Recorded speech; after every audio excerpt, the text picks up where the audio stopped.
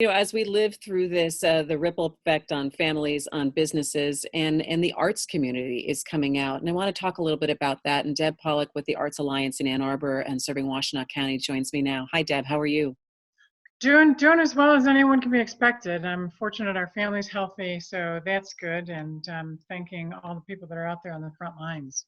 Everyone is feeling this in a different way, whether it's personally with our families and then with all of the various community groups and how everyone is affected. And sometimes we don't take into account the arts community and how impactful that is for our local economy. We sometimes just think of it as the light side that we need to infuse our life with, but kind of give us a sense of how important the arts community is right now.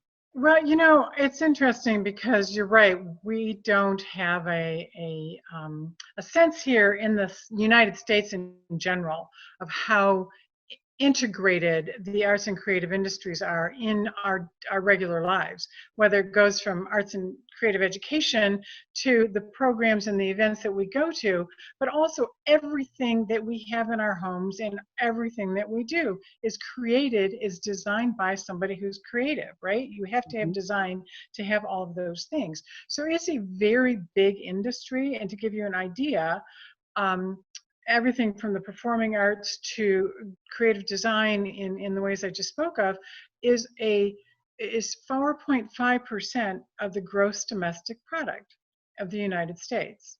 That is larger than agriculture, larger than tourism, and larger than construction and transportation combined. It is a huge industry, yet we do not embrace it in our everyday life in that kind of way, nor do we hear it reported upon by media all the time about whether or not arts and creative industries is an economic impact or an economic indicator. In Michigan, the number is a $13.9 billion value added to the state of Michigan. So it's huge. And I know that from our community, the Arts Alliance serves primarily Washtenaw County. So we have those numbers, we have numbers here about what the impact is.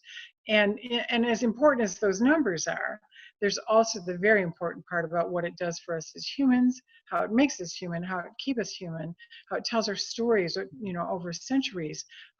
But it also helps us respond with hope and kindness and joy, especially in times like this. When I think about coming back or coming out of this, I think about people who are going to be feeling a really big financial strain. And sometimes it was the arts or going to a concert or going to a symphony performance or buying a piece of art or buying a photograph that they will be pulling back on that. And that is going to impact the arts community as well. It's interesting because in response to this crisis in the arts and creative industries, the Arts Alliance started a Creative Washtenaw Aid initiative to raise funds for these artists and these organizations.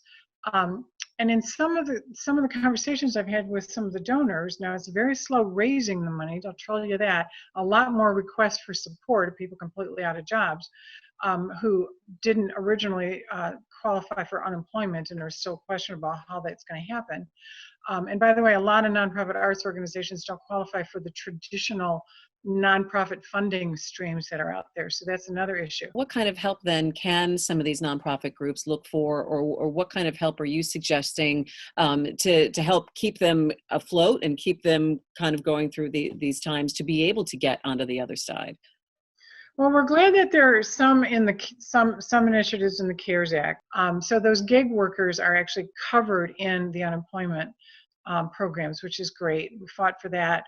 There's a little bit of money coming from the arts, but it's not like Germany, who's doing $5 billion, maybe $8 billion, if my number's right, because they know how important the segment is to their economy. But the fact is that every foundation that might be giving to the arts and every organization or individual that might be doing it, they're getting asked for it by many, many, many more than they ever have before. It requires government direct sector funding like other direct sectors are receiving at this point. Talk to me a little bit about the personal side of the healing nature, I think, of the arts. No matter how difficult it is, and no matter what human conditions we find ourselves in, art always bubbles out. People have to, artists and creatives have to create. And those of us that think that we're not artists and creatives, I've heard so many people talking about how, I'm sitting down for the first time with, with crayons with my kids and or whatever markers, and I'm enjoying this. I had forgotten, I hadn't tapped into that part of me in a long time. It's all in us. We all have that.